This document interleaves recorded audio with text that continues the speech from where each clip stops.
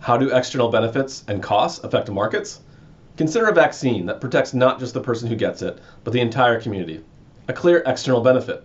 Or think about a factory emitting pollution, creating external costs for nearby residents. In this video, we'll use supply and demand to model these externalities, showing how they lead to market outcomes that are either too low or too high compared to what's socially optimal. In this video, I'll show you how externalities lead to market failures. By market failure, I mean that market decisions are going to lead to an inefficient outcome. The socially optimal amount or the efficient outcome, markets aren't going to get you there in the presence of an externality, either positive or negative. And so that's what we're going to call this externality problem, this market failure from externalities. So think about what is in the best interest of society here as a whole, taking everybody into account. We want to think about our rational rule for our society. So imagine an all-powerful, all-seeing social planner that individual people aren't making decisions on quantities and what to buy and how much. It's just a social planner that is making all these decisions. They have all the information. They can do whatever they want. They're beneficent, meaning they have everyone's best interest in account when they're making their decisions. Okay, so what would this social planner choose as the optimal outcome to get the size of the surplus pie as big as possible? I.e., like how much coal-fired electricity to produce, taking into account all those external costs imposed through dirty air on people. Right? So our rational rule for society then is going to be produce more of a product as long as its marginal social benefit is at least as large as the marginal social cost. Right? So the benefits to everybody, social benefit, is greater than or equal to the marginal social cost. You should do it. Surplus is going to go up. Stop when the marginal social benefit equals the marginal social cost, and don't do any more. If you do any more, then your benefit's less than your cost, and that's bad for society. Okay? So the socially optimal, this will be the outcome that is most efficient for society as a whole, including the interests of the buyers, sellers, and the bystanders in this case. Okay? Because we want to take those external costs and benefits into account. So I'll model this first with a negative externality.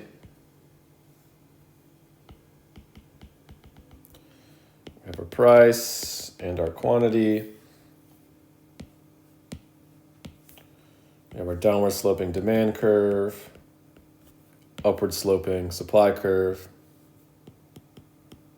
So we know that our demand curve is our private marginal benefit, only taking into account private costs. Let's say there's no positive externality,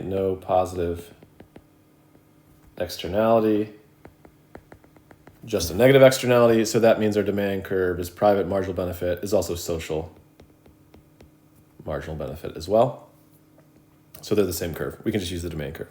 Now, for supply, this is going to be our supply will be our marginal private cost. This is the cost to individual sellers that they have to pay themselves, not the cost on the bystanders.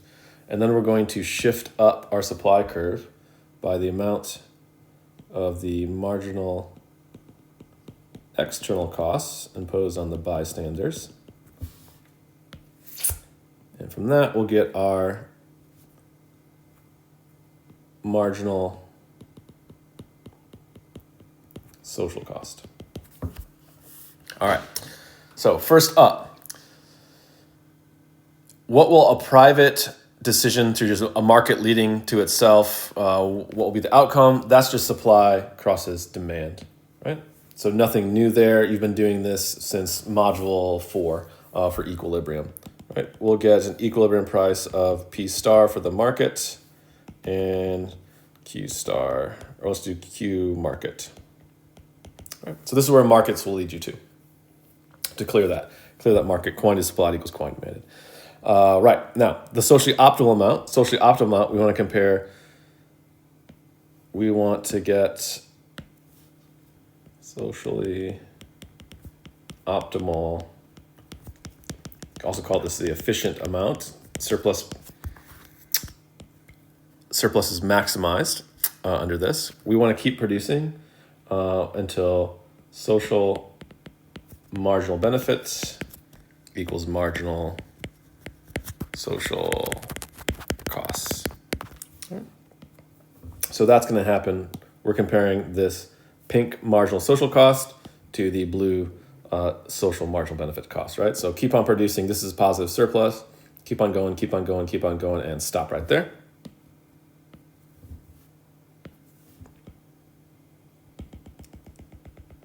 This will be our Q efficient or socially optimal amount. So what we can see, right, is that markets lead you to overproduce. Okay, Q market, when buyers and sellers only take into account their private interests, you'll get too much output. And so if this is going to be a market for oil, say, we know oil, you burn oil, that has effluent into the air, people breathe that in, it can get them sick, right? And so what we'll see in this oil market, we'll have overproduction in the oil market when firms and buyers only take into account their own account costs, not these external costs imposed on these bystanders. Okay. So this would be the problem of pollution, or what economists would see as the problem of pollution, is this overproduction, and we're producing too much. Right? So we're not producing zero, but we're producing too much in this overproduction. Another way you can see this is the deadweight loss from overproduction, wasted resources. Let's do our deadweight loss, right, is going to be over this overproduction quantity. We're going to be the negative surplus that we have. So we want to compare the costs of production, okay, marginal social costs, to the benefit society. Cost to society, benefit to society for these units here of the overproduction, and we want to add up that area to get our deadweight loss. All right. Deadweight loss from overproduction. And so this is one way to see why these negative externalities are bad, is because they're going to cause us deadweight loss. This is lost surplus. We could use those resources to produce something else and get more surplus for society, and society would be better off. Now we can do the same thing for positive externalities. In this case, the market decisions will lead us to underproduction.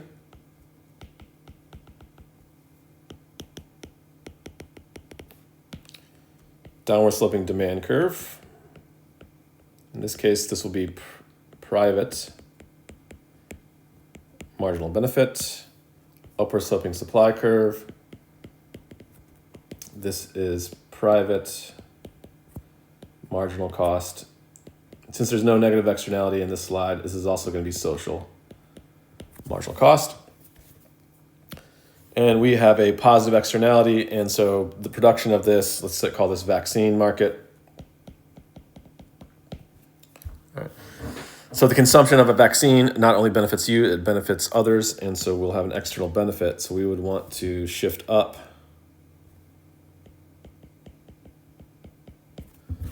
our demand curve, our private marginal benefit, to include those external benefits.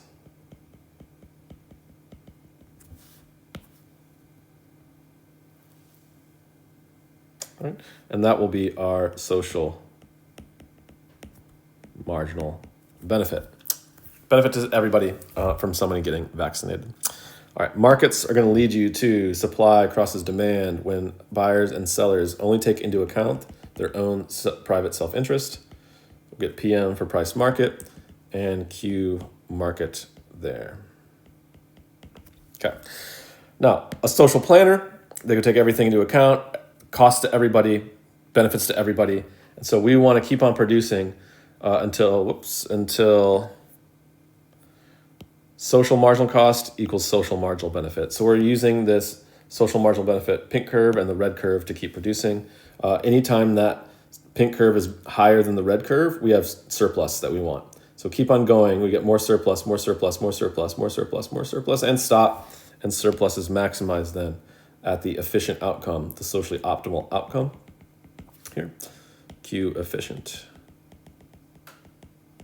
And so what we see here is that the market is going to lead you to underproduce. Quantity market is less than quantity efficient. And that's the externality problem here. We have underproduction and underuse of vaccines because people are not taking into account these external benefits on other people that they have. Great, so deadweight loss here. We are going to want to add up the loss surplus from these loss gains from using vaccines between Q efficient and Q market. We want to do the difference between the social benefit and the social cost over that quantity. So we'll get everything between social marginal benefit and social marginal cost over that quantity that the market is underproducing, and that will be our deadweight loss from the externality problem. All right. Another way to see that we have smaller surplus because private decisions lead to this market failure relative to the efficient outcome. All right. So on these two graphs, one big thing I want to point out, we're not like judging people for being bad because they're not taking into account the effects that they have on other people, these external benefits. We're not thinking that firms are bad because they are not taking into account these external costs that they make on others. This is just how economists think. Like, well, people make decisions on their own private benefits and costs. We should just assume that that's the case. And when that's the case, then in these situations, the market fails. And so we should not just rely on people to try to take those into account. Like, we want to fix this situation. We shouldn't just hope people just act better because we want them to act better. No, we should actually change incentives so people actually will behave better because we've incentivized them to do so. Okay, and so we're going to come up with market-based solutions to fix this negative externality problem of overproduction, and I'll show you a market-based solution to fix this positive externality problem of underproduction to get rid of it.